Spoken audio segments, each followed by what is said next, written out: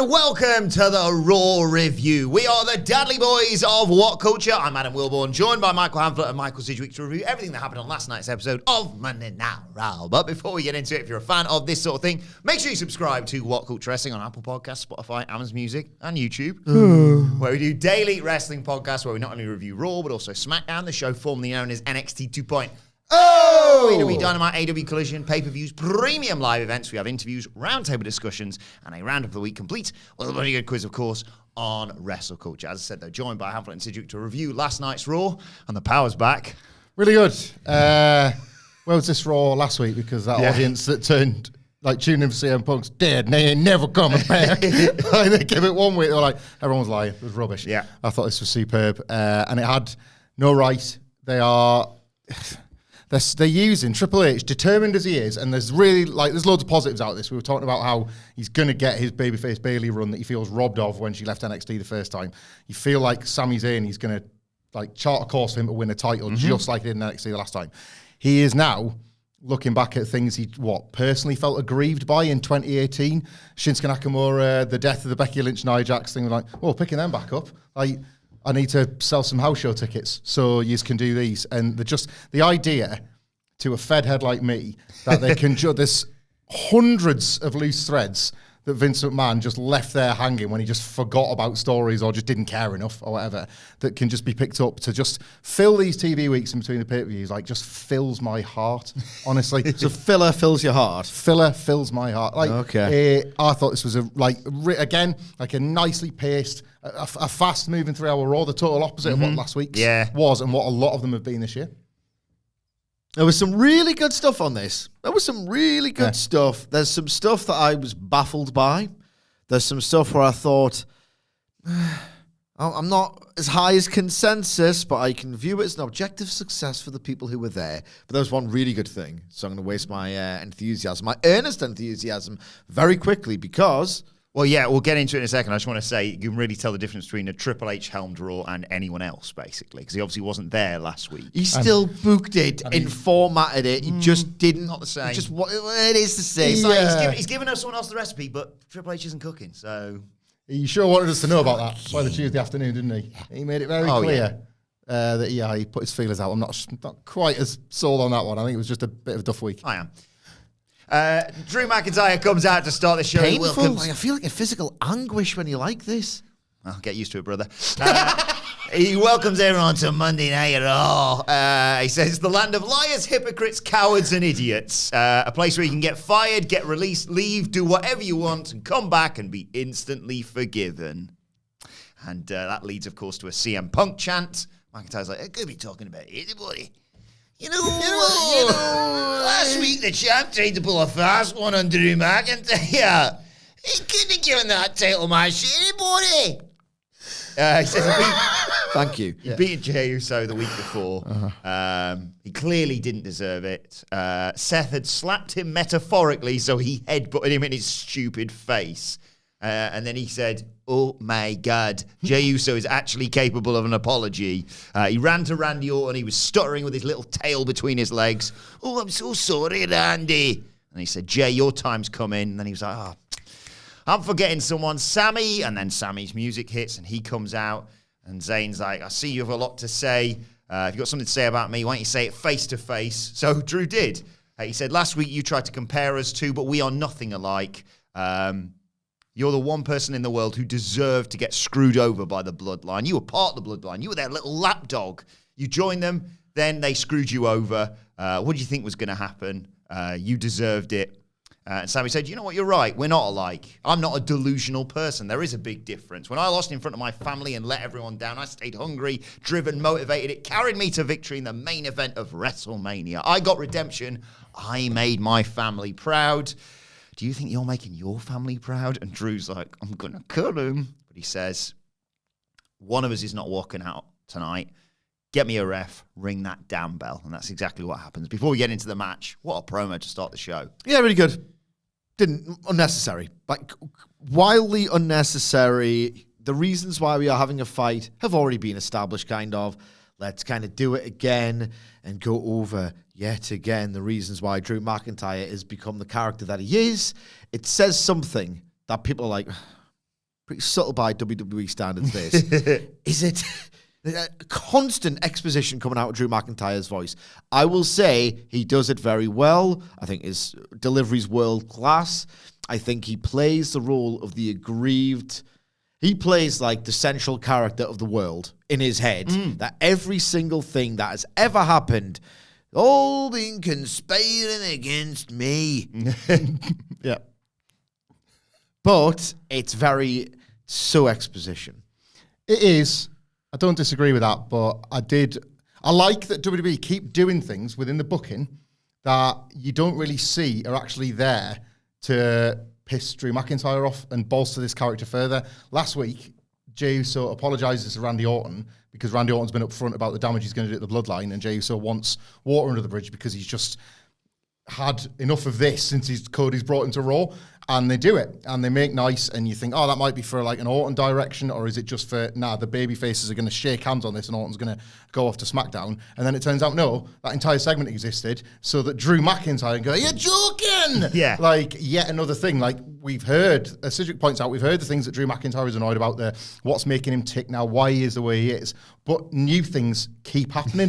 So just when, like, I think it was a Seth match where I thought, right, he's kind of lost conclusively now. The heel turn that is coming has lost its fundamental justification, and WWE just keep dropping things that can piss this character off more. It's a three-dimensional character in a world that we're not really used to having, and like this is the benefit of that kind of booking. It's made me think. He said, "Don't put me on the Rumble poster." I hadn't even considered that. He's not on the poster. He's not on the poster. He's wound up Ooh. about this on social media. Well, Like, yeah. now you see why I'm bloody pissed off all the time. That seems like It's a good idea. It's a good idea. And I tell you what, like that's good synergy between different departments, and it makes it feel like this actual world exists, and I've got a lot of time for that. Can you remember, there's a good way and a bad way of doing everything, and there is, in fact, a good way and bad way of doing this. Because this is basically a guy who believes the world is against him. That is his character, right? Can you remember when Dax Harwood and AEW collaborated so that when they produced the graphics from the Reader Awards for The Observer, it was like the best match, the best pay-per-view, the best booker, the best tag team, and the AEW Twitter account made graphics for all of them except the best tag team, FTR, and Dax was like, maybe I'll go to the fair. Maybe I'll just go to the fair. It's all right, that's great. Well, why don't I just go to the competition that is way hotter than we are? For his like strange negotiation story that didn't really land. Oh, it didn't land at all. I think that's done them a whole lot of bother. Could be worse though. It could be feeling like a ghost backstage. Could have found a ghost backstage. Check it out. Check it out, man. I'm a spooky ghost. I've always been floating on a different plane, not the top with wings though. Save it for Wednesday. I don't want to. Do I want to save this for Wednesday? I think we can get some good mileage out of it until then. I want at some point. I did it on Twitter, so maybe should have got it out of my system. The Hardy Boys are really pissing me off. I'm haunted by my potential, like a ghost. Like a ghost. I'm haunted by the Hardy Boys. Then we got Drew versus. Who do they think they are? Who? This is just going to come up with a sheet on his head and eye holes. It's just pathetic. But with like, Just give up. Give up and go to the NWA. Drew versus Sami. Drew, no messing about, immediately grabs him, huge belly to belly across the ring, starts chopping the crap out of him. They end up outside. Drew sends him into the apron, tries to post him, but Sami reverses. Drew hoists Sami back in the ring, but he hits the ropes and dives out onto Drew to take us to a break. When we come back again, they're fighting on the outside. Zayn gets sent towards the barricade, but he moonsaults off. They go back inside. McIntyre just runs him over. Big chops as well. Zayn fights up, dodges a charge. McIntyre posts himself. In amongst all this, I think possibly even earlier on in the match, Zayn's tweaked his leg, but he still manages to suplex and on tornado DDT for a 2 count. McIntyre hits a neck breaker, gets sent outside, a slingshot dive from Zayn, but McIntyre catches him and just hoists him over to the announce table to take us to our second break. Oh my God. Yeah, just ragdolled him there, didn't he? The break's even more obtrusive than normal. They don't, like, they kind of just happen. You get way less, like, this is not me calling for the Raw Rolls On return, but it does, they just sort of... It's not just the placement of when to do it, it's like the volume. I'll hour this show. So worse than usual, or was I just in a bit of a mood this morning? I didn't notice it. Any more No, than usual. But then again, I did have a horrific flashback when they were like, it's 2 out of 3 falls tonight. I'm like, oh God, do you remember when? Well, we can't go to a break without a pinfall, so let's just do that on every match for whatever reason. The first match, guys, has gone to a DQ. We're going to run it again, and now it's 2 out of 3 falls. Yeah. No DQ. Tell you what, the 2019 2 out of 3 falls look better than friggin' this one we've got later on tonight. McIntyre hit a spine buster for 2 when we came back. Sit out powerbomb gets 2 as well. Set up for sort of like an avalanche white noise, but Zayn counted into like a super sunset bomb. That gets him a near fall. Zayn goes for the Blue Thunder Bomb. McIntyre blocks it and then just headbutts him. Goes for the Claymore. Zayn boots him and manages to hit a Blue Thunder Bomb. The crowd are loving it. He tries a leapfrog, does Sami Zayn, but awkwardly lands on his leg again that he tweaked earlier. And referee's sort of checking on him. And McIntyre, the heartless bastard that he is, just chop blocks the crap out of it. Michael Cole calls it compassionless. And as the referee checks on Zayn, McIntyre sees his moment and Claymore kicks his head off for the 1-2-3. This was terrific. I love the chemistry these have got because Drew McIntyre has this ability to be a working giant. But again, Sami Zayn, guys that you look at them in terms of where they are on the card and they're right at the same level, and then physically one is massive compared to the other. So you can tell sort of 2 different stories at once. Sami has just told you, he's been at the Promised Land, he's been at the main event. So he's got that like confidence. This doesn't need to be Razor Ramon and the 1-2-3 Kid, but they can do spots like that and they can have elements like that. And the selling of the leg wasn't just like really great selling from an experienced pro wrestler that knows what the hell he's doing out there. It was really thoughtful in how they wrapped it into the psychology of the match. Sami Zayn, I can think of the suplex, the Blue Thunder Bomb, and at least one other example of this, and I think there was probably more, where Sami's leg was stopping him being able to do the move, but he kept persevering to do the move because that's the difference between the 2 people. Sami's persevered through his problems while Drew has refused to, and like just for that injury into the actual makeup of the match is sort of the difference between a good TV match and one that you actually remember and think about. This was tremendous, and more wrestlers who do this device and try to also do their stuff at the exact same time. You should watch and just see how it's done. Seth Rollins. Sami Zayn was tremendous in like persevering, battling through, and his actual selling just felt so authentic to the point when I was watching this match and just really locked in. I thought this was one of the better TV matches on WWE television anyway of the year, and it was elevated. Not entirely, like Drew McIntyre is dialed in to this heel role. He seems like he has a complete new lease of life. As Hamful points out, he's so good at like wrestling as if frustrated. Like how many times have you, via exposition, heard a wrestler say, I got a chip on my shoulder? Not just Drew, obviously. Well, wrestlers keep talking about being hungry at the moment. I don't really like that. It's weird. And he wrestles like he's got that chip on his shoulder. There's an extra, like, you know when Jim Ross, right, has his sort of Rolodex of cliche, and he'll, whenever someone turns heel, he'll say, he's wrestling way more aggressively. Yeah. Like, Drew McIntyre can actually show and not tell that in his work. I thought this was really sort of textured for a WWE TV match, and my God, Sami's selling. It's like the difference, like we saw it with Eddie Kingston on Collision, like the difference is what you can do in those spaces between moves with your selling, the way you convey pain, your body language, your facials, because that's what professional wrestling is and should be. And you see a million moves matches, and we got 2 later on tonight that I thought kind of paled in comparison to this, which might not be fair on the main event, but certainly the tag match. The Sami, like, as a viewer, leaves you with the, like, you've got the crosshairs on his leg, so the last thing you want is the dirty cheating bastard Drew McIntyre to, and then when he does take advantage, you've been waiting for that and almost dreading it, and that's the art of this sort of stuff. So we go backstage. Byron Saxton's chatting to Shayna Baszler. Zoe Stark's there talking about facing former partner Nia Jax. And she said, I put her on the shelf 2 years ago by breaking her arm. I'm going to do that again tonight. Limb from limb, all that's good stuff. And Nikki Cross is being spooky in the background. Oh, why? There's a great video. What a job. Stand there. Hell. There's a great video. Fire. Great video package for Jey Uso. No yeet, though. You've seen about all this? Seen this? You heard about this? Yeah. That's going to preserve yeet in amber, isn't it? That would have absolutely been something, probably by Christmas, that would have been like, I've absolutely had enough of that. I remember the good old days of the press conference. You would have loved yeet if he was doing it in 2035. I remember the good old days of the press conference a month ago with Cody. Like, great time.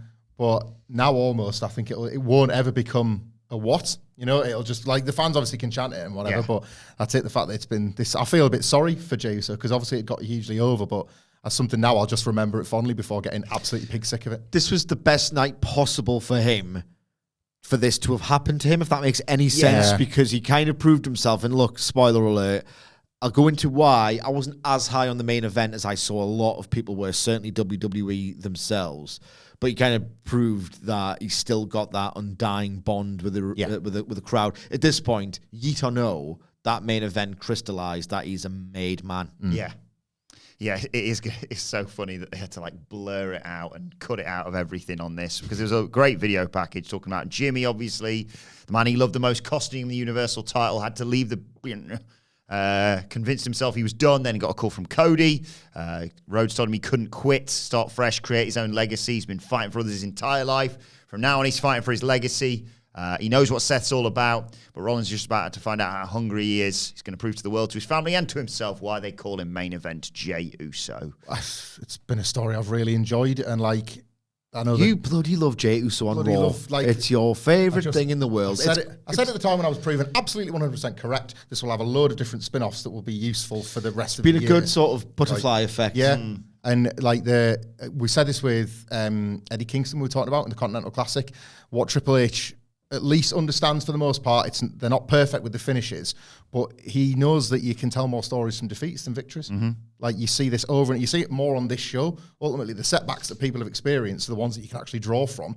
And Jey Uso, spoiler alert, losing later on in the night, loses nothing ultimately, because you're still seeing this character progress, and that's how it should have always worked. Like, the idea that Vince McMahon just believed that all of these wrestlers would look weak, so nobody could get beat or nobody could care if they lost, and it was on to the next one. It was killing characters for decades.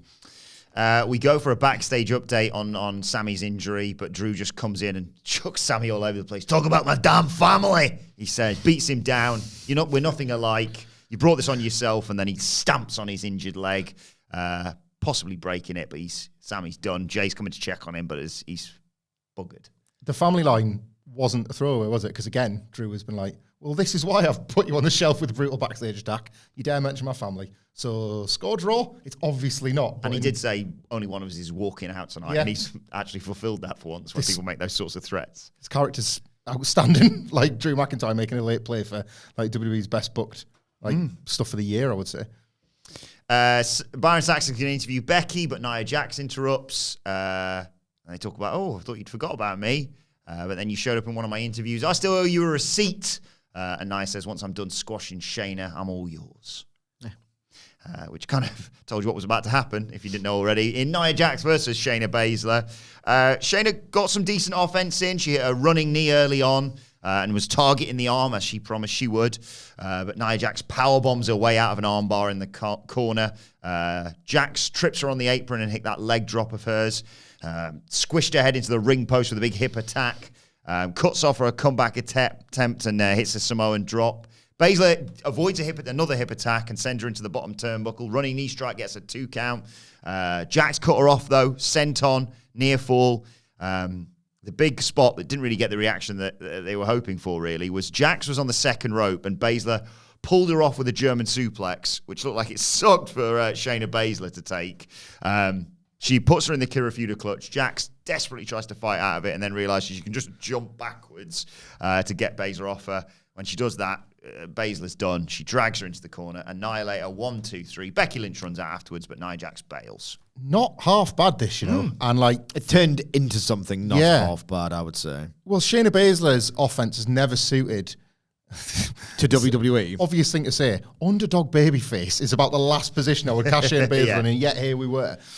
But Nia Jax was up for it, as she has been for most of this return. Like, whether or not like the firing was a wake-up call or just she wants it to be different this time around, whatever it is, I think she's like proven, for more than just the chaos reasons and the bit of fun that you get with her being a bit more sort of like loose on the microphone and stuff, I think she wants to earn this spot in a way that a lot of people thought she didn't the first time around, and you can just see that in her performance level. So this felt credible, and I just wouldn't have expected it from the dynamic. And again, like Becky and Nia, like they left money on the table in 2018, but not much money. So as a TV program come December house show thing ahead of the Rumble, probably the exact right way to use this thing that everybody remembers and still talks about. Yeah, potentially keeping both Rumble winners fresh with these temporary feuds. What do you make of it? I said it wasn't half bad by the end. I don't really have much to say about it, to be honest. It's a pretty simple, basic match. It's weird to watch Baszler wrestle like she did. And it was just like some cool stuff by the finish felt disconnected from the rest of the match. And the fans didn't care about it. I'll never remember this in a million years. How much are my words worth? What's the ratio between what happens and what I talk about? I've had a bit of a philosophical thing recently. Could you imagine a WWE writer asking themselves that question over the last 20 years? How much are my words worth, Vince McMahon? Nothing, pal. No one really cared in the audience, did they? No, that's still a problem with the women's division. It was quite hot elsewhere on the night, though. In fact, very hot for certain things. He's got to earn more trust from the crowd over the women's division, I think. Like on Raw especially. The booking's been lousy. WWE writer at home. Oh, man. I just don't know what I'm doing here. How much are my words worth? Hey. You the one who wrote fear less. More like fear more. So. Never forget that. Never forget it. They hype up. That's what writers want to do, isn't it? Like sitcoms, they want to get their jokes on like an episode of Friends. And it's like, that was my joke. Can you imagine if Fear More was yours? I know. You wouldn't want anyone to find out about that, would you? They hype up. They talked about CM Punk's return and his promo on Raw, and he's coming to SmackDown, of course, this week, which we'll talk more about on Friday. And then you've got Candice LeRae and Indy Hartwell wishing Gargano and Ciampa luck ahead of their 2 out of 3 falls match with Imperium. Here comes Vinci and Kaiser. Actually, this was a good line. They said, "Oh, what a lovely couple of losers." Sting got them, and they said, "Oh, why don't you go out there and impress Gunther?" Said LeRae and Hartwell, and DIY leave, and Kaiser reminds Vinci how important this match is. Bring your best, and Vinci's like, "Yeah, you do too." And then we got their 2 out of 3 falls match, Gargano and Ciampa. Not skipping this. It was I got into it by the end. There was a lot worse tag matches on this show, which we will get to. Early on, Ciampa gets isolated, finally gets over to Gargano. Slingshot spear to Kaiser. They set up meet in the middle, but Vinci pulls Gargano out of the ring, and Kaiser schoolboys Ciampa, holding onto the tights to get the first fall. Sort of as we predicted this really on the Raw preview. Gargano and Ciampa. I like Gargano and Ciampa wipe out Kaiser and Vinci with dives and do the DIY backslap spot. And I was like, you're 1-0 down. I want to talk about that right now. That was my big key thing that I was going to talk about. Actually, you know what? I'll save the rant till the end. Okay. Don't do the recap of the moves. So we come back. Imperium still are in control after a break. They're setting up for the Imperium bomb, but Ciampa makes the save on Kaiser. Gargano rolls up Vinci. That makes it 1-1. They hit like a power bomb, belly to back suplex to get a 2 count. Vinci comes in and hits a backbreaker. They go for the Imperium bomb again. That gets broken up with the Hurricane Rana. Vinci hits that nice double springboard moonsault of his for a 2. Everyone exchanges strikes. A DDT to Vinci puts everyone down. Ciampa hits Kaiser with an air raid crash. DIY set up for meet in the middle. It's sort of a carbon copy of what we saw. Vinci saves Kaiser. Kaiser tries to roll up Gargano holding the tights. This time Gargano kicks out. And DIY super kick Kaiser. They take turns super kicking him. Meet in the middle. 1, 2, 3. Crowd got into it by the end. Well, I'll go first, and if you've got a rant, because I've got a lot to say on this. Okay. I would be as critical of this, more so in AEW, because I think there's more of it, and it's not what I want to watch. Good wrestling alone is not enough. That was the theme of my rant, but go on. And the one Stepping point, on my dick. the one point where like they got a bit of buzz, they had to wrestle, and I mean like wrestle their asses off as well for 2 falls to get it. Mm-hmm. The ratio's all wrong there. Like this for me was proof that this DIY won't bloody wrestle till it works thing has not worked, and I would argue it's probably damaged Imperium a little bit as well, as is the Gunther calls them dickheads regardless of what they do after the fact, which I also think fails. Like, I just wouldn't go wild in a building for this, as opposed to, for example, Jey Uso's entrance. They receive that man as a star. They do not think that about these 4 men. We need urgently a referendum on what a good wrestling match is in 2023. I'm absolutely sick of this. Watching this, like getting angry at the prospect of me saying, felt nothing. It was soulless. It was actually at points pretty stupid of a match, this. And you're going to get people saying, oh, well, like, you look at the athleticism, look at the pace, look at something like the Vinci moonsault. You can't really criticize that. It's obviously... It's gorgeous, isn't it? It's gorgeous. But, like, what isn't... What isn't gorgeous now? What does this mean? There's something later on this show that like one spot that out on another tag match that outworked everything in this match. Yeah. Because of what it means and Yeah. how it, This is meaningless, back and forth, soulless, homogenized, like over-familiar nothingness to me. And because the moves got a little bit hotter, sounds like a 90s Observer, that, and a little bit more furious in the exchange, the crowd like, oh, right, this is the cue now. I'm a dog in a science experiment. Said this on the preview. You said this word for word, didn't you? Yeah. I knew it was going to be like this. And you can't say, oh, it's good Raw, 2 out of 3. Was it good? Or was it sort of every single match you've ever seen for how many years at this point? Like when there's going to... There can't really be a stylistic shift now, I don't think, because we are post-hybrid in terms of the general ring style, right? Like, everyone can fly, strike, do submissions. Like, the hybrid wrestlers from ROH, then the WWE's, not the WWE, what the am I talking about? WWE's, I hate it so much, man. The World Wrestling Federation sounds good. Remember Brett and the WCW? Because the Federation is like, you can put the in front of that organically. The Entertainment, right? It's stupid, and you sound like an asshole, right? But WWE eventually embraces like a 20th this family. style. Look, I want to watch the entertainment. And that's a big problem with it, because WWE took so long. And this is my perspective as someone who like bought loads of ROH tapes and all the rest of it. But like, it's now so commonplace that the actual main roster fans have seen a version of this style forever that it's got to be sort of meaningless to them, and evidently it is by the crowd reaction. Like, I've seen this sort of style time and time and time and time and time again, and it's just, I feel so little for it. And more to the point, right, if you are watching this match and you're thinking, oh, it's really good, it's like, well, you're not looking at it close enough. You're just getting worked by hot moves with a Z. I'm serious. Like, so Will one points this out in the recap. So they do this first fall finish where there's a roll-up. And then seconds later, it's not like, where's the... Right, I've completely remembered what I was going to say 2 minutes ago. In this post-hybrid world, right, strikes, dives, sort of like 50-50 exchanges, this imported but soulless strong style psychology where the little bit of energy I have left, I'm going to do a super kick on you. I'm going to collapse to the mat because my adrenaline has deserted me, right?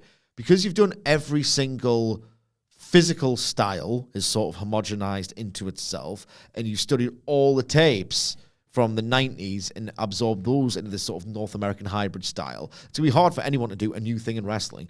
And I've just had this sort of epiphany when you're watching Sami Zayn and you're watching Eddie Kingston, maybe we just need to be a bit more like fundamentals about it, body language, like make me feel something for it.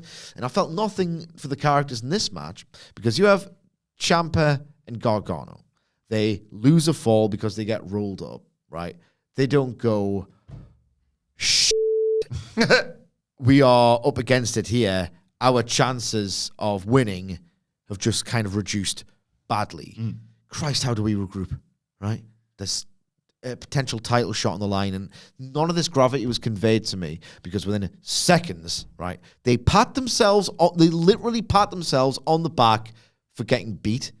Yeah. Like, what are we doing here? And then all of that narrative potential you have to do like a really cool comeback and like, oh, we're still in this. An equalizer. I'll just do trade roll-ups across 3 or 4 minutes and then do another match. Why was this 2 out of 3 falls? It's such fake telling people what a good match is. And I'm sick of it. Like, it's just really irritating. Or if we put quote unquote good wrestlers in there, how good can they be at this point if they're so irrelevant, by the way? Isn't the whole point of being a wrestler getting over and staying over? DIY for me, we're not there at all, right? And what's so good about 2 out of 3 falls, if the first 2 falls don't create any drama, any suspense, any emotion, no clamour, no fervour among the fans to sort of get DIY back into this bloody thing with our support, it just happened, and you whack 2 out of 3 falls onto it because it's a quote-unquote great match stipulation. You put great wrestlers in it, then you just put it on Raw, and people pray like, what? Just watch it critically. It's actually not very good at all. I totally agree. And it's like, wrestling is an audio-visual experience, and even if you're watching and seeing the good moves, the fact that the audience aren't making noise is a critique of the moves themselves. You know, like the another issue I sort It of feels found, like watching the Bushwhackers in 1996 days. well, It feels ancient to me. I don't disagree with anything Sid just said, right? And I think that, I'll generally praise WWE's booking in 2023, Triple H's methods for the most part, but an issue I still think he has is that he's a bit, and it's not with everybody, but he can be a bit with his wrestlers, a bit one size fits all. Yeah. This method of wrestle most or every week, even if you come up short, people are having takeaways from your matches, so you're getting over. It's working with Dragon Lee on SmackDown. Like, it's been quite effective. Like, and I wouldn't even say this is like old WWE thing. Well, I don't really want to give him promo time, because they're even moving away from that. Just because you don't speak English, there's a way for you to get over the microphone. But they've decided that we think Dragon Lee's got enough snap in his matches that he's going to, and it's effective, right? Yeah. And then I don't think Santos Escobar at the pay-per-view really delivered. But nonetheless, I think the attempt was a noble failure, right? And it certainly helped I Santos. think it was 8 minutes. Anyway, carry on. But like, it helped Santos as well. So it was maybe that run was sacrificed for his development, perhaps. But nonetheless, Dragon Lee was established pretty quickly through nothing more than great work. And a couple of those spots where you're just like, wow, like, what else is he going to do next? You know, you were not getting them for DIY, and nor should you really expect them, because they've been at this in the eyes of the WWE fans a long time. If you're an NXT devotee, you've seen it all. You've seen everything they do, heel, babyface, single tag. If you're a main roster fan and you've never heard of them, which you could guess at from the receptions they got last year, you've had a year and a half of watching them do this stuff to weaker effect. Like, we've seen a lot of these moves fail DIY, and now all of a sudden they're working. So what does that say about Imperium? The 2 out of 3 falls point is a great one as well, because if and when the heels win the first fall in a 2 out of 3 falls match, like, we lean on football analogies all the time, but like, that second fall should be like sending your keeper up for a corner. Like, you should be absolutely grabbing every spare leg. You should be just taking every opportunity you can to level the playing field, because, oh no, like now we're sort of staring over the cliff edge, and the fans didn't feel any of that. So, you know, everybody in the building was just waiting for the DIY to level it up. And then that lifting of the noise, which, like, I don't think that is a acknowledgement that over time the DIY run has worked, or the Imperium characters have gotten over, or whatever. That happens in every Raw match? I think it's just, well, this is what we do when the match is coming to an end. So what has the pre-existing 2 falls been for? Yeah. You know, it's like, I totally agree with Sidge on this. It was like, it's a failure of concept and characters and storytelling. And if you want to get blinded by moves, watch them in the Sami and Drew match, watch them in the Creeds match later on, and see where they make so much more sense, as well as just looking cool. Following that, we go backstage. Chelsea Green and Piper Niven are there to chat to Tegan Nox and Talia. Obviously, they beat them last week. They're winding each other up. Green tells Natty that Tegan Nox isn't your meal ticket. And Natty goes after her, and Nox is not happy, and you have a bit of a row. Creed brothers are warming up, squatting with members of the New Day on their shoulders, and they're feeling good about their match with Judgment Day. In comes Alpha Academy. Chad Gable offers to show them some tips. The Creeds politely decline. They're going to stick to their methods. Akira Tozawa was going to do his dance, but Maxine Dupree does some squats with him on her shoulders. And then we go to Judgment Day's locker room, and you'll never guess. Bloody R-Truth in there again, isn't he? God, what's he like, eh? Damian Priest's annoyed. He says, you bloody leave. And Truth's like, come on, JD, off you go, mate. And it's like, Madonna's like, no, you get out. And then for a brief second, he was like, right, you were talking to him. And they get rid of Truth, who says, well, we really need to tighten up security in our locker room, or whatever it's called. Well, I forgot what they called their little... The clubhouse. Clubhouse, thank you. Priest not happy about Drew, saying, oh, you know, he just felt like he could join us, and now he's better than us, and da-da-da-da-da. Dom's like, well, Mammy said no one touches Drew. Priest's like, well, she's not here tonight, neither's Finn. You heard everyone in the building go, oh. He says, I'm in charge tonight. You two need to go out there and handle the Creed brothers. Anything you want to say about any of these? I will say that the comedy was obviously terrible. It's the kind of comedy only people who watch only WWE could remotely find a tiny bit funny. Strap in. You show this to anyone else, and they're like, you know, sitcoms exist. You could just watch a sitcom. You could watch a stand-up. You could have some like friends and laugh with them with your own in-jokes and stuff. Like, oh, I hated all this.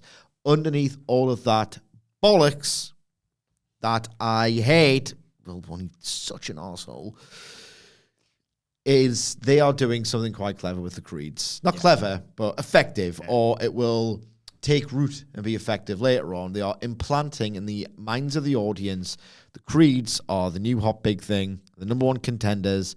They're the team that all the other teams are like thinking are great. It's not bad promotion of the creeds and will eventually get them over. What are you laughing at? I just thought the moment you said that, I was going to say, I love in jokes. I hope to be part of one day. The Creed's bit as well. They stole that from Chris Statland. But what an effective visual. Remember how much that promo was shared where she's doing the deadlifts with Renee Young? Yes. Or Renee Paquette. And it was just, what a cool visual. It instantly tells its own little story. And they did it twice in that segment. And it was effective and it left you with a memorable visual. Entire Archery Judgement, I think, was good. Loved every bit of it. There was that bit where Priest was like, "Hey, Truth, what's your deal?" And Truth goes, "Deal? I got a great deal on this TV." It's oh my God, are you joking? He called it a nearly flat screen. Right, because it was an old CRT. And Damien Priest, they had to tighten the camera in because you could tell. You're pissing yourself. So was Damien Priest. You could tell Priest, and I think Dominic had just gone, so they had to go right in on this little flickering telly for a second. Our Truth and Judgment Day for the next 8 weeks, please. We have our new Sami in the bloodline. Oh boy. How is it What did he just say? How's it we've got our new Sami in the bloodline? How's he going to get leapt to the defense of something that I thought was very good, not great? Then how's he going to compare it to that? How's he going to like it that much next week? King hell, man. This was too far gone. The clubhouse. I've made this analogy before, right? You're in QAnon. You're in WWE. I really hate that. I don't like that. Okay, should I say cult then? Yeah, that's better. Not much better, but I'll take that over.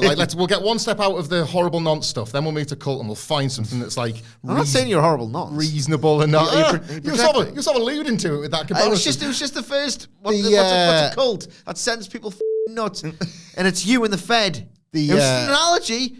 Don't be so defensive. The clubhouse and our Truth's sort of existence within it, to me, is like. It's that lampshade and stuff that Kevin Owens does. This is pretty dumb. How are we going to have some fun with it? And it's our Truth. You need to work out security on your traveling arena clubhouse. That's a bit of me, that. I think on the preview next week, we should pitch scenarios for our Truth and the Judgment Day clubhouse.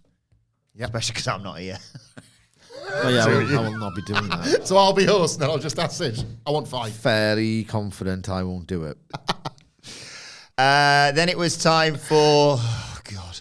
Is there a good cult you'd like to be compared to? Because you're in one. Cult of personality. That'll do. There we go. I'll take that one. Cult of personality, very good, hasn't it? Because WWE's kind of all about personalities, isn't it? Stories. Characters. Stories. Natalia and Tegan Knox versus Kaden Carter and Katana Chance. Skip. Yeah, I know skip means skip, but I do want to quickly mention, because you had your one last week, where, what was it, Natalia? She was like, yeah! Yay! This week, I felt so sorry. Shoot, can you do that again? You be the crowd, right? I can't remember who out of Carter and Chance was in the ring, but Tegan was in there, and Natty went, "You're the crowd." Tegan! Tegan! Tegan! Carter and Chance won. Enough all that. It's now time for this. It's short, it's crap, it's wrestling related. The 5-star review. Nailed it. And this week's 5-star review is brought to you by Ethan McKay. If you want to suggest something short, crap, and wrestling related, you can do so by leaving us a 5-star review on Apple Podcasts, or like Ethan's done, leave us a 5-star rating on Spotify. Screenshot it. We need the proof. And then email it to me. We need the proof. And then email it to me, adam.wilborn@whatculture.com. That's exactly what Ethan's done. Ethan's from Australia. So they're all from Australia. Yes, Adam, they're all from Australia. They're all ants, Adam. Hello from Sydney, Australia, writes Ethan. On-time listener, first-time caller. Last time caller. I just want to say thank you for They know what they're in for. Yeah.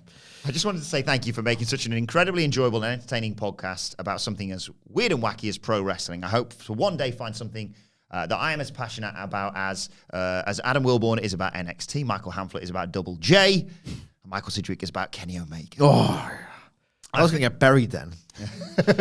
Paranoia kicked in. Passionate about Michael Sidgwick is about being a little... It's usually what they do. That sounded, because of the voice, it sounded lifted from a real studio. Yeah. Oh, bloody idiots on that podcast. I've worked a day in the bloody life in this business. Ethan continues. He's got the temerity to bury me. Ethan continues. I finished my university degree this year, and your podcast helped me keep me sane on the drives to and from campus, along with Campus. Or it'd be campus. I can't do the accent. I can't do accents, obviously. I thought I as you said cannot that. do an Australian accent. This is not Lord, it's not an intro. I cannot do it. Sometimes Cockney, and it comes out in American then. I genuinely thought. If I was an Australian, mate, and I was going to university for my lectures, I go to campus. Lectures. As you were saying that, I was like, I don't So I know. was trying to Fletcher, lecture. Campus. Oh, yeah. As you were saying that, I thought, I don't know if I can say campus in an Australian accent. We'll try. No. I've ruined it now. Campus. You've nailed it. You've perfected it. Thank you. Where are we anyway? What do you need instructions Kyle lectures. at the end of some of the long days? Ethan works as a massage therapist and generally works with one earphone in. Fair enough. Picture that. Picture that if you're trying to create this incredibly sort of relaxed, de-stressed environment, and someone's a Charlie horse or something that they really need taken care of. And I'm all right, I'm gonna stay. I need to completely relax my body because I'm cramping. I'm so tense. It's really sore. Hello! If the thing pops out the earbud. The Bluetooth. No. Yeah. This means I'm quite often massaging whilst listening to this podcast. Again, this helps pass the time, but can be incredibly difficult for me to hide my laughter, especially when I sporadically hear Sidgwick, aka Lemmywick, yelling. Whilst I don't want to be too sappy because we don't want to develop parasocial relationships with wrestlers and podcast hosts, I do want to say your work brings a lot of joy to a lot of people, so thank you for that. For the 5-star review, please pick anything from Shawn Michaels' match with God or anything that's just as dumb. Please find enclosed my screenshot of my 5-star review on Spotify alongside a screenshot of my Spotify Wrapped with my total minutes listened to this fine podcast. Cheers, Ethan. P.S. I was the guy on the Survivor Series live stream asking about the Dadley Boyz merch. Why is the Dadley Boyz crotch chop shirt not a thing yet? Don't know. Yeah. We're working on it. You already know this because I read this out to you in the office. Do you want to take a guess at how many minutes Ethan listened to the podcast this year? 25,000. Good guess. 47,992 minutes. Ethan is in the top 0.1% of our fans. Oh my Unbelievable. God. Thank you, Ethan. Thank you so That's much, Ethan. Incredible. Amazing. Thank you for that, Ethan. And I thought I'll not do the match with God. Because so instead, I thought I'll see what I can find. That's off limits. Surrounding What's that about? surrounding I do podcasts every day about fictional characters. Shawn Michaels. I went Ricky Gervais. Sorry, I'm going the most portraying you as the most right-wing arsehole in the world. Sorry, today. I went to a nativity this morning. It was a bit much. I've had all my fill for the next 12 months. I'll have to sit through it again. Enjoy it again. So I found Shawn Michaels doing a bit of a shill job for WWE Shop all the way back in the 25th of November 2008. What were Degeneration up to back then? Well, you asked me this before, and it threw me slightly. 2008. I was Feuding with Jericho. They were both being goated. Yeah, so they'd just one of them was being goated. Nah, Triple H's 2008 on SmackDown until it came to a crushing end when he believed he could have a good singles match with Vladimir Kozlov. It's because it was Great Khali pilled. Awesome summer series with the Great Khali. He took himself off to SmackDown, bless him. Thought he'd ruffle some hair on the Blue brand, and it wasn't half bad. And Jericho and Michaels carried Raw throughout the whole year. It was amazing. And October, November came along, and they had an out going on. So it was like, well, what can we do for Christmas? Just sell merchandise every week. They got the band back together just to flog glow sticks, and Shawn Michaels was still skint enough that he had to be Bradshaw's house boy. Yes, I recall this. Because the financial crash. I know we lost a lot of money, Sean. The thing about we like to mirror society with our stories. Who's that? Bruce Pritchard. That's Bruce Pritchard. Like to mirror society. Sean, if only I could get out of this feud with Bradshaw, then I could have an all-time with The Undertaker at WrestleMania. Yeah. But they're not alone on this WWE Shop advert, but we'll get to that. Together they say, "Good evening, we're Degeneration X." And HBK says, "The holiday season is upon us," but The word cock is going to appear, isn't it? Possibly. Yeah. It was 2008, so maybe. And they'll do the thing where Sean sort of looks the other way. Oh no! It's all the time. The holiday season is upon us, says HBK, but we here at DX understand that can be a stressful time. Triple H says it can be stressful, Sean. Oh, carry on. Oh, that was quick even for me then. It can be stressful, Sean, which is why we here at DX have just 2 words for you. Are you ready? That's 3 words, says HBK. Triple H says, just go with it, Sean. Because nobody's ready. Everybody's got tons of so-called loved ones that they have to buy gifts for this Christmas. We've got some ideas for you, such as the new G Generation X basketball jersey. It's absolutely hideous, I've got to say this. And HBK holds it. For those listening on Spotify, Amazon Music, Apple Podcasts, or wherever you get your audio podcasts from, Adam Wilborn, who's just described something as hideous, is wearing a Space Jam Christmas jumper. Baby faces and heels on each side. Oh, nice, yeah. Shawn Michaels is holding it up and says, available on WWEshop.com. And he looks at Triple H and he says, where's your shirt?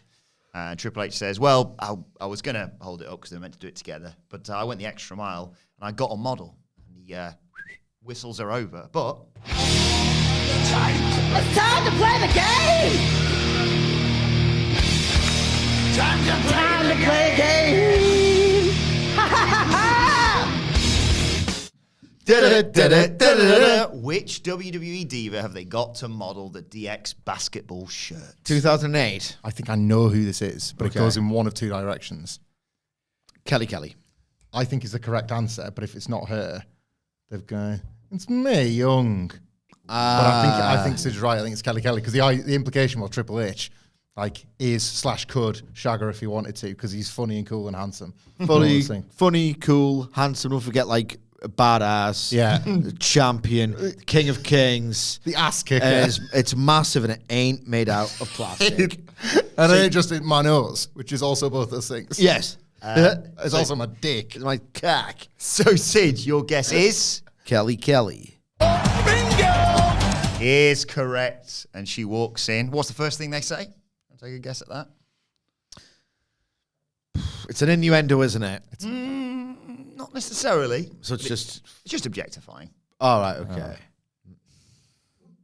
No, I'm going to guess that. It's a trap. It is a trap. It is a trap. They just say, you have to admit, she looks better in it than I do. That's quite tame for them. Yeah. And HBK's like, Triple H is like, not really. Do a bicep pose, actually. Yeah, Sean said it. You're like, what? Need to be held back. HBK's like, nice. Where do you 2 meet then? Triple H is like, we met at the commercial shoot for the video game. HBK's like, the video game?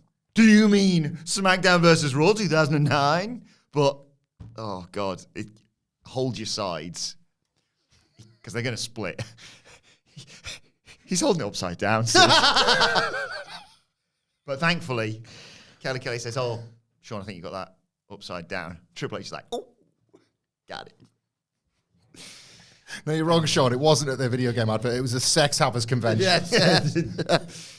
You used to go there in the 90s, remember it?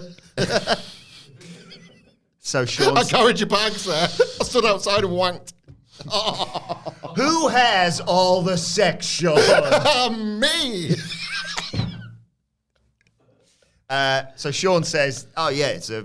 Oh, yeah. Oh, yeah. He says it's available on all video game systems. Do you want to try and guess the 3 video game systems he suggests? Right, okay, so it's 2008. I actually owned one. The Xbox 360 was quite big in 2008 today. That was the generation, which would be the PS3. I had PS3 in that area. And I need my dinner. What about the Nintendo DS? The Nintendo DX.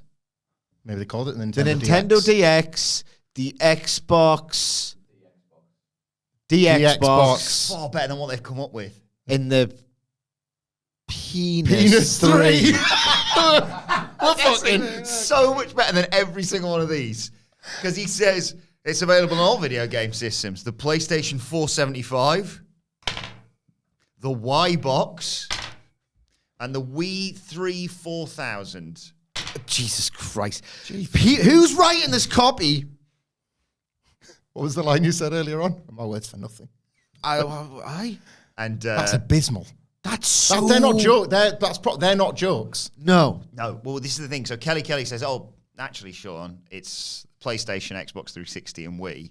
And they do that awful bit, and they used to do this when it's like, this is dying a death.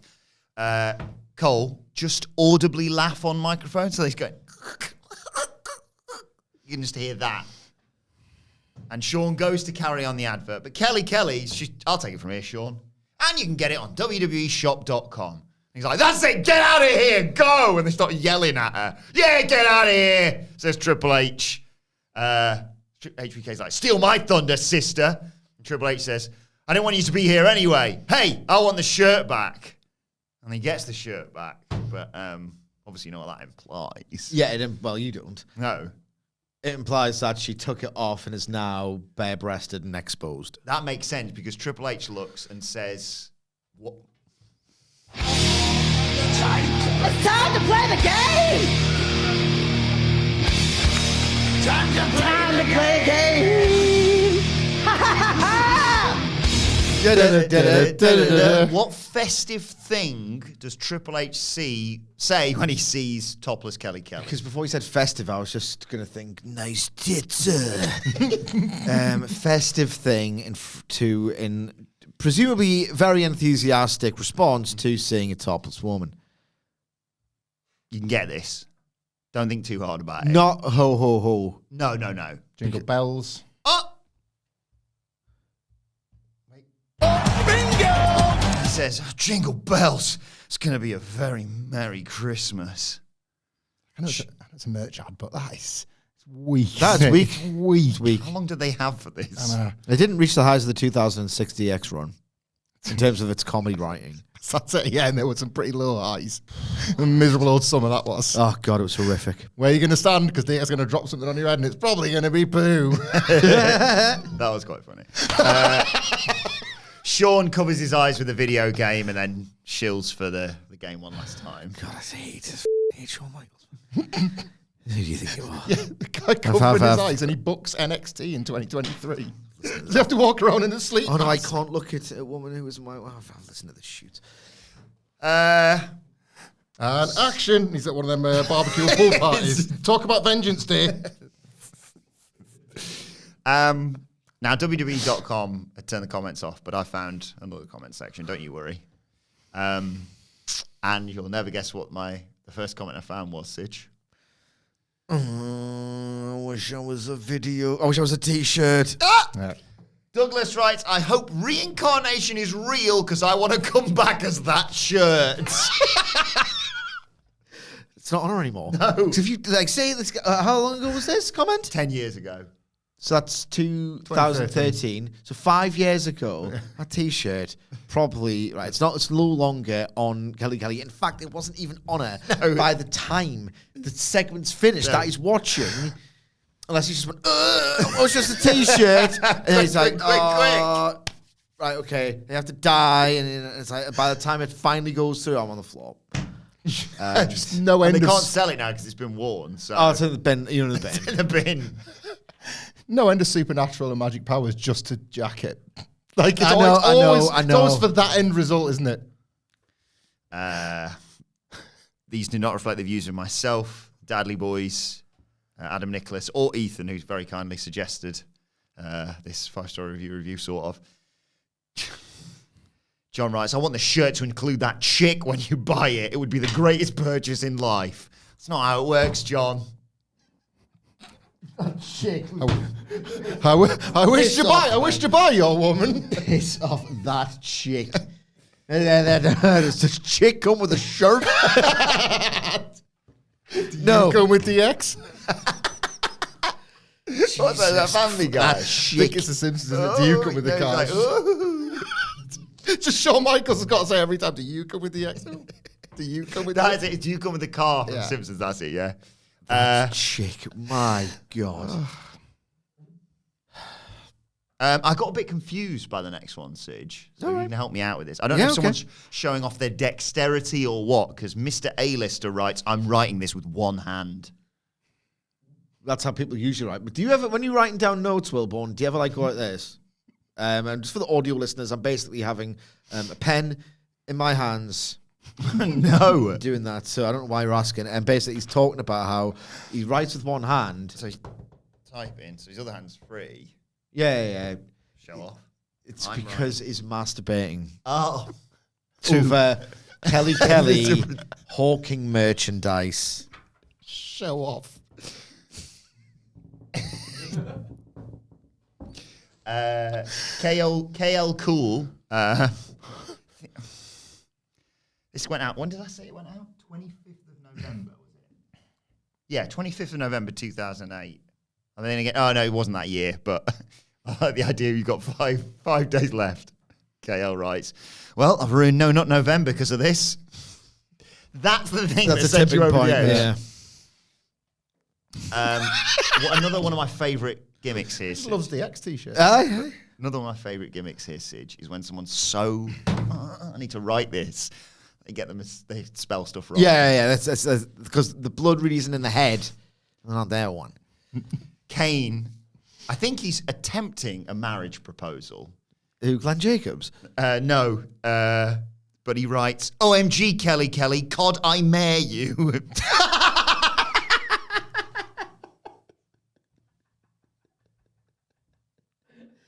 Calm down. Just, get some blood back into your brain and just think about how you're going to do this. You've got one shot at a proposal. You can't mess it up. It's very important. It's quite stressful, actually.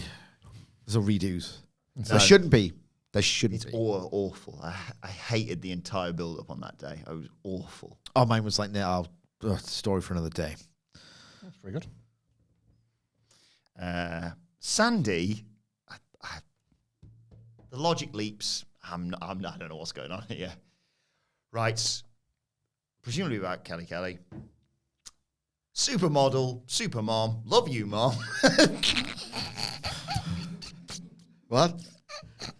Supermodel, super mom, love you, mom. Stream of consciousness. You think like, don't come in. Mom bursts in, he just covers the second half of the comment. I was just writing how much I love you. I was going to save it as a surprise. I was going to buy you a TX basketball jersey for Christmas, but you've ruined it now. What's your knob out? What is this? Final comment from Freddie. Does not reflect the views of Because they myself. can't get worse than that. Does not reflect the views of myself, Dadley Boyz, Nicholas, Ethan. Freddie just writes, unreal. I genuinely reckon. Unreal. I genuinely reckon I'd finish shaking her hand.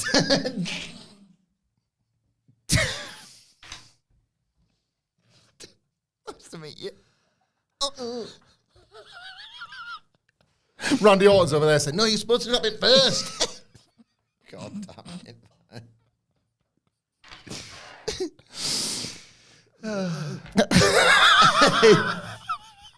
It's pathetic.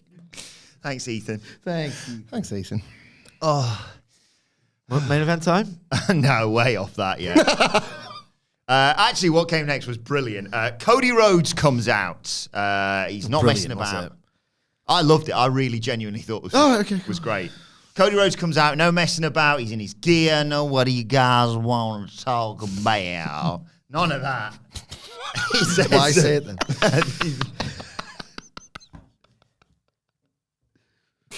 He says, 1 hour. We're nowhere near that. Not even close.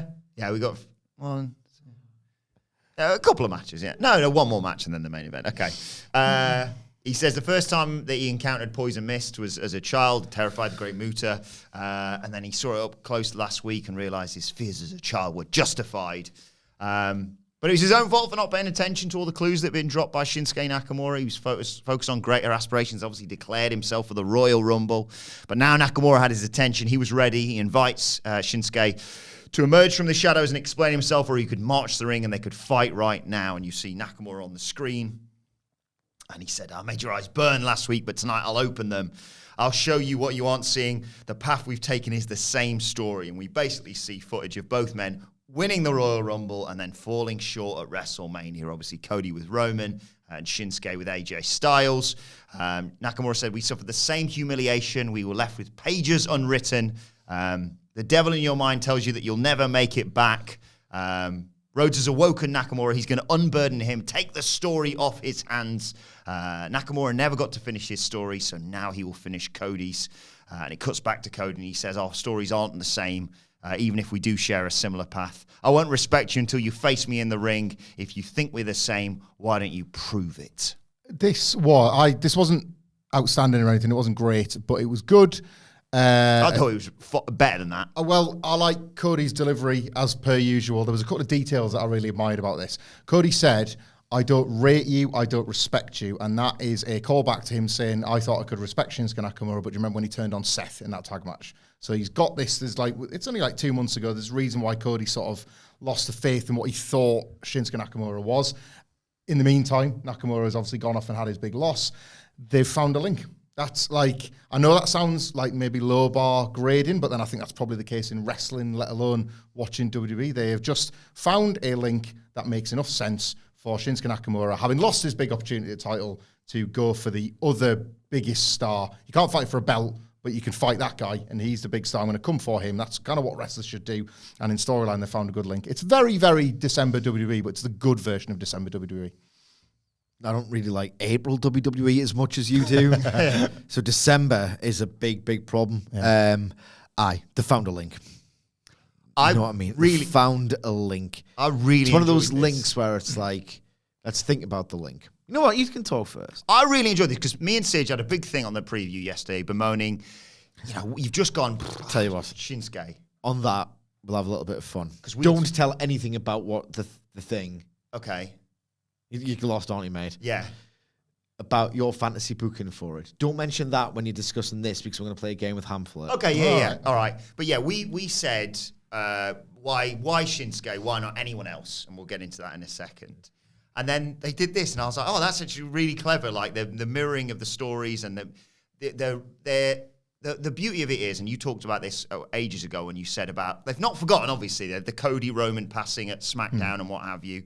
The fact that they're not afraid to reference that is a completely different way of doing things from when Vince, they just be like, let's pretend that never happened and just make them look like invincible or whatever. I like the fact that they drew this comparison and it at least justifies picking Shinsuke for this. Like I say, I'm not going cartwheels about it, but I was pleasantly surprised by the way they did it. Yeah, it's one of those premises where if you unpack it a little bit, it's like, right, Shinsuke Nakamura, what's his character? Is he trying to taunt Cody? Does he just want to have a little bit of a scrap with him? This is his reason.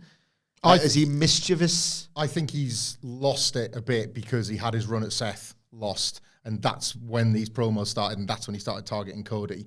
And again, Cody, as he said, had his eye off the ball because he was thinking about War Games. So that's Nakamura In his own head, trying to stay up there and trying to stay in it. This Right, is like okay. we're in the motivated Nakamura era in kayfabe, at least. Right. That's the character. That's what Triple H believes he still is. And the idea then the bell is, rings. if he can beat the other guy who had the same thing as him, at least he's better. Yeah. He's projecting or And something. then back Right, maybe the it's rankings or whatever, it's a half decent premise, which they will just attach to their usual boilerplate booking.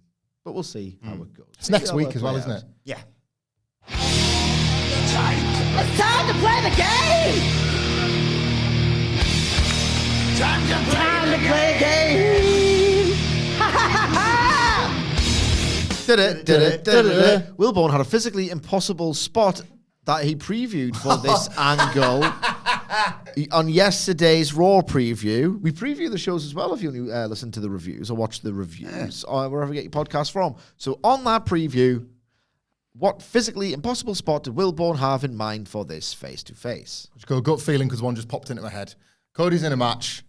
He goes for the Cody cutter, but in the, half a second that he's in the air, the opponent slides out the ring and in slides Nakamura. He hits him with a Kinshasa midair. No. That's impossible. It's an impossible angle. Nothing to do with physicality, really. Think Wilborn. we see someone who we're led to believe, although they can't use him, obviously, is gold dust, but it's not gold paint on the face, it's red, because Nakamura's broken his house and misted him. It's getting You closer. see like the gold dust boots. There's you can something. use. No, you're wrong completely. There's something to do with mist, right? Uh-huh. Where Cody decides to be the one to mist Nakamura back. Red, white, and blue mist. Yeah, figure out a way. No, you can't figure out a way, dickhead. 3 Because that's- spooters in his mouth. That's what you suggested. That'll be I said difficult. one mouth, red, white, blue. So We established that it You would. can't do it because you need to block up your mouth to do the. You can't do it all at once. These two pointed out. It would just go was pink. just wrestling with it all in his mouth. Also, like, if we're doing Cody law, didn't he get misted by Malachi Black? Yeah. Oh, So he actually knows all about the poisonous mist. this was red. That was goo. There's different mists. There is, yeah, There's mist different law. mists. There is. I forget what it is, and it always really annoys us. I think red burns, green blinds, black paralyzes. Yeah, saps you of the energy. Red, white, and blue. Makes you more American. But at that point, oh my God, the colors do run. And God bless the United States. I think that's what happened to like illegal on a helicopter. Like the helicopter pilot turned around and went triple spoot there, and all of a sudden he was red, white, and blue. I gotta slam Yokozuna. Turn this helicopter Yes. around. That was just that sudden, wasn't it? Yeah. Jey Uso is backstage with I'm post. sorry, I love Cody Mist. That's brilliant. And they could sell it. Buy 3 like vape pens, but kids can have them and put them in their mouth. Missed your parents. I regret bringing this up. Jey Uso asked Seriously, I do. Postman Pierce for an update on Sami Zayn. Pierce is saying he's still being evaluated. And he's like, well, I'll go after Drew then. And he's like, you've got a world title match. Maybe focus on that. And he's like, oh, yeah, good point. And then Gunther approaches Pierce and they go off to talk. And then we got the Creed brothers versus JD McDonough and Dominic Mysterio. This was a load of fun. Early on, Brutus does the delayed vertical suplex, squats, and then just hands him off to Julius. Always gets a great reaction from the crowd.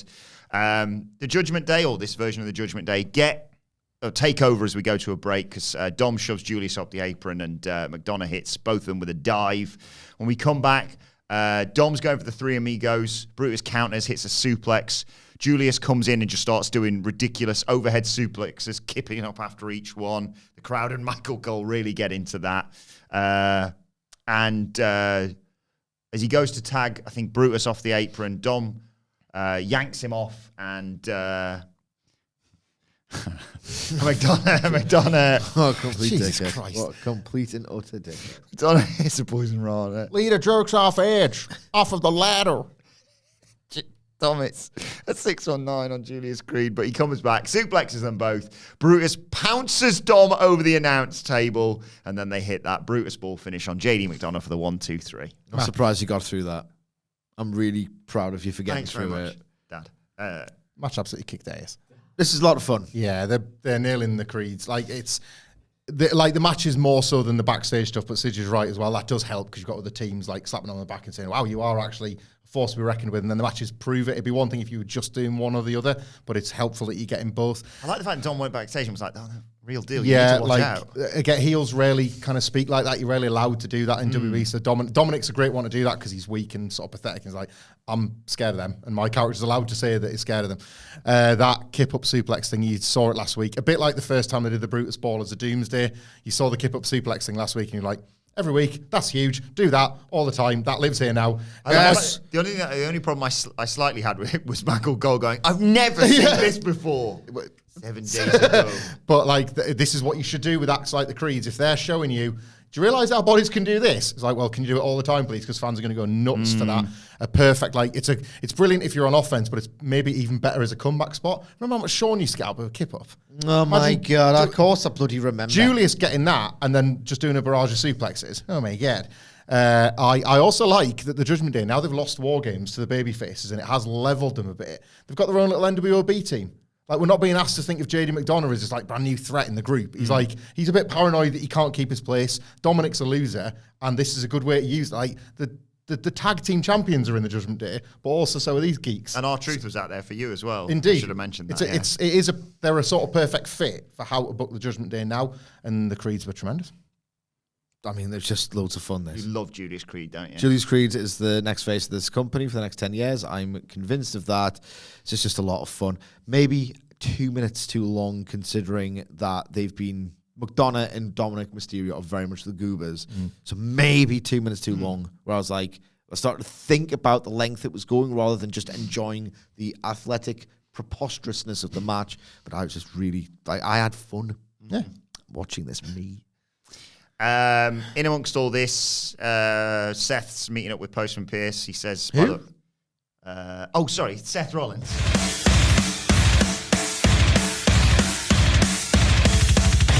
Sick naked!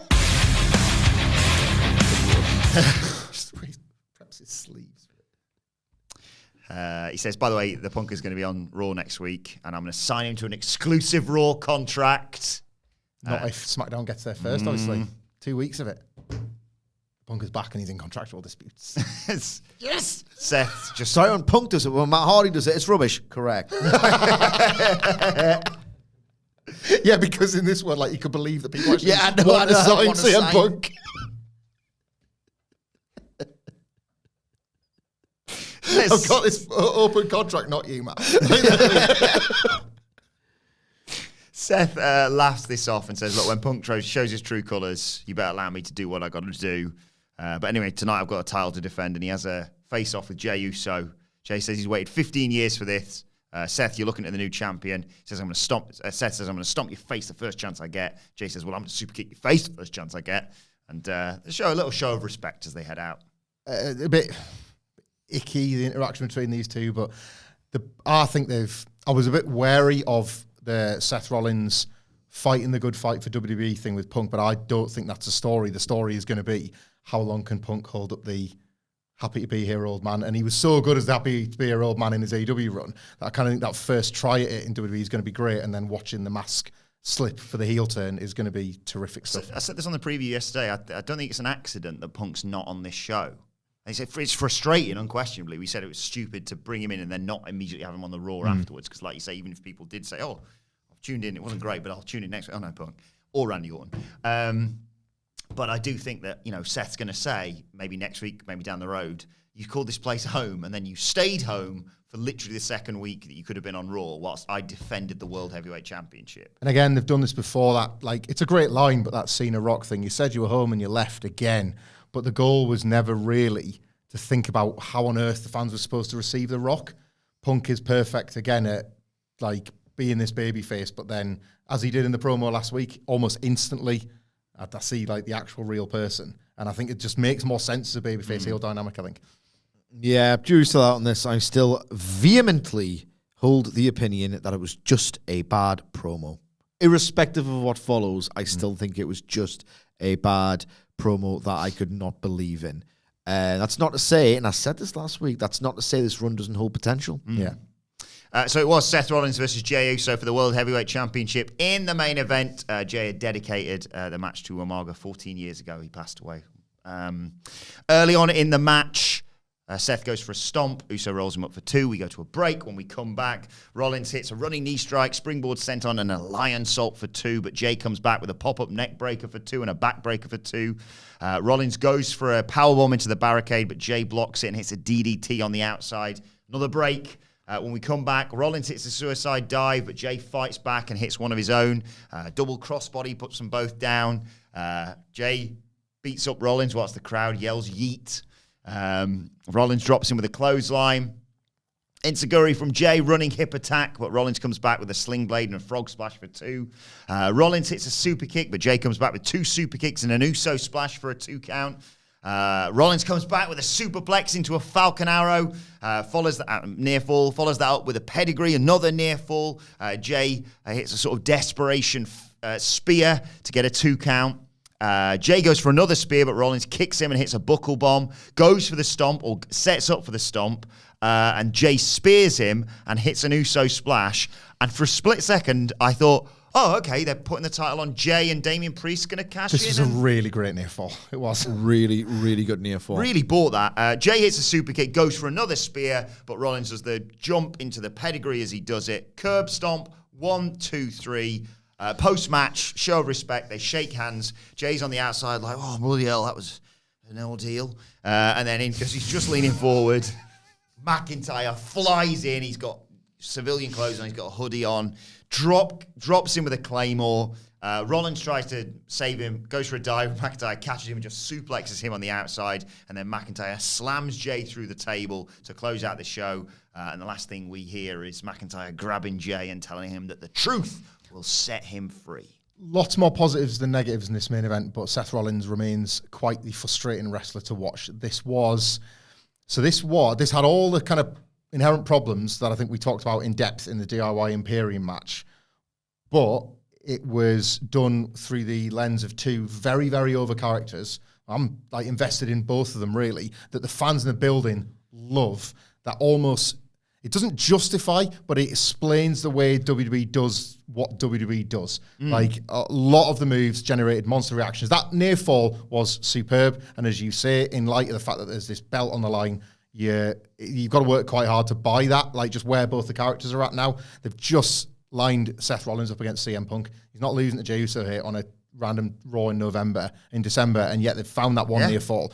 Like, mission accomplished there. The belt, I keep saying, it's working. They're getting the belt over as the proper main event concern. Stood no chance in the summer, so that's working too. All of these things are working, and that's great, and that's promotion, and it's all very effective.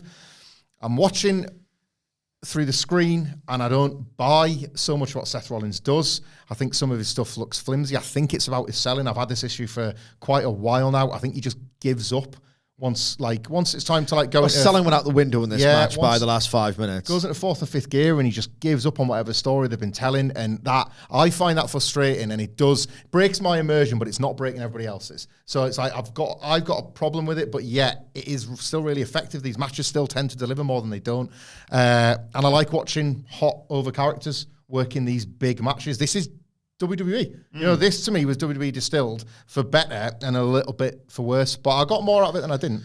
Yeah, I don't have that same level of disappointment with Hamflix. I don't necessarily have the most expectations for a Raw TV match in terms of the selling and all the rest of it. It's all quite formulaic. This was, if nothing else, incredibly exciting and dramatic. I don't think it was an incredible match. I don't think it was a blow-away great match. I don't think it was a particularly artful match. They basically just sprinted through a WWE-style TV main event so quickly that fans were like, are we getting a title change here? Because it was so urgent. You feel it in the building, can't you? Yeah. A total detriment of things that you might care about, like selling and all the rest of it. But, I don't necessarily watch WWE for that kind of thing. So for me, the faster the better. The more urgent the better. It just felt like Seth Rollins has got, after the Cody and now Punk, and that the Roman Spectre has always lurked over his big singles run after 2019, where he thought he was going to be the man, and it just never really happened. He got really over, and he's proper establishment legacy furniture guy now. But this just felt like, CM Punk's coming in. He's coming back to WWE. Well, let's show him what it's about. And it's just like, right, let's just work faster than that bum ever could, sort of thing. Yeah. It felt like, he's going to want to blow him up, isn't he? He's going to want to blow him. He'll get blown up when he's in the ring with me. It's just like, Punk can work. He used to work reception at Monsters, Inc. Yeah. Apparently so, aye. Punk can work a better match than this. Not necessarily faster. Always watching, Phil. Yeah. Fast. I hadn't even thought about that, the competitive thing. I'm going to blow that up. I'm going to have him absolutely sucking wind out the first 3 rows. He wrestled like he was relishing that prospect, yeah. Yeah, really enjoyable main event. Let us know your thoughts on Monday Night Raw in the comment section or on X. What Culture WWE. Can't do a Rollins voice. Watch there. You can follow all 3 of us. You can follow Michael Hamflett at Michael Hamflett. Follow Michael Sidgwick at M. Sidgwick. Follow me at Adam Wilborn. Follow our brilliant producer at It's Adam Nicholas. Follow us all at What Culture WWE. And make sure you subscribe to What Culture Wrestling wherever you get your podcasts from for daily wrestling podcasts. We'll be back later on today with the NXT preview. But for now, this has been the Raw Review. My thanks to Michael Hamflett, Michael Sidgwick, to Adam Nicholas, to Ethan for our lovely 5-star review. Thank you for joining us, and we will see you soon.